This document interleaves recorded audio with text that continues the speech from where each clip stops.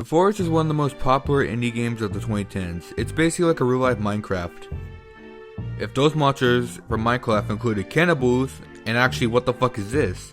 Today we're going to be diving into Theforest.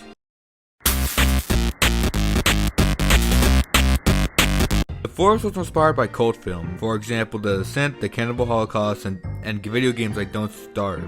Now the development team behind this actually has good visual effects work, including on the Mist Department 2, which some are good, some are just, and Tron Legacy. The initial budget was $100K, but with the development team actually being good, it was bound to be good. So let's dive into the plot. The game starts off with a plane crashing with this avatar looking motherfucker taking your kid Timmy. Throughout the game you come across underground caves where you have to fight these guys to find clues about Timmy, and there's bearded motherfuckers named Eric. Eventually you reach this abandoned underground lab. Eric then discovers that they've been studying on an artifact called the Resurrection Blake. I can't even fucking pronounce that. Created by a mysterious group called the Ancient Ones. The artifact's power is to be able to resurrect the dead, but it requires a child sacrifice. Is this the fucking devil? Why is there a child sacrifice? And Eric actually learns that Timmy's actually dead, killed by this doctor that wanted to bring back his daughter. So basically Timmy was used as a sacrifice to revive Megan. Eric soon finds the doctor dead and the artifact along with Timmy's corpse inside, having already been sacrificed to revive Megan. Despite being too late, he tries to save his son. He still tries to revive Timmy, and there's actually two endings. If Eric activates the artifact, he causes the plane to crash, and it's revealed later that Eric and Timmy have been rescued and are invited onto a talk show to promote Eric's book, which chronicles his experience on the island.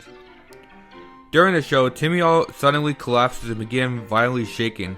Eric confronts Timmy and he returns to normal. Years later, an older Timmy is shown in his apartment investigating an island labeled Site 2, still struggling to surpass his mutations.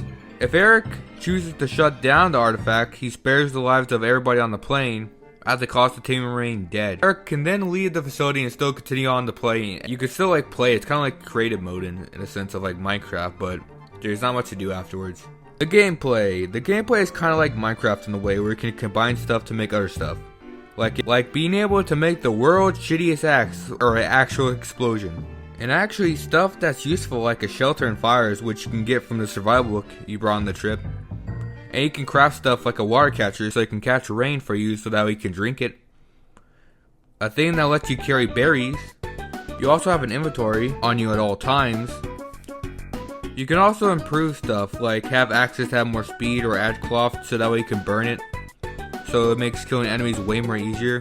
You can create Mavatas and stuff like that, which can kill monsters easily. Like, I use the Mavatas to kill these monsters especially. It's honestly a decent system. The only complaint I have is maybe the graphics, but the graphics don't look that bad to me at least. And plus, the graphics don't hold back how fucking terrifying the monsters actually are. Like, look at this thing. Overall, I think the game is actually pretty good for what it is. It's a nice indie horror game. My only complaint with the game is that it takes really long to complete. Like, really long. But you're not bored throughout, so I can kind of give that a pass. But overall, it's alright. It's a good game. Bye.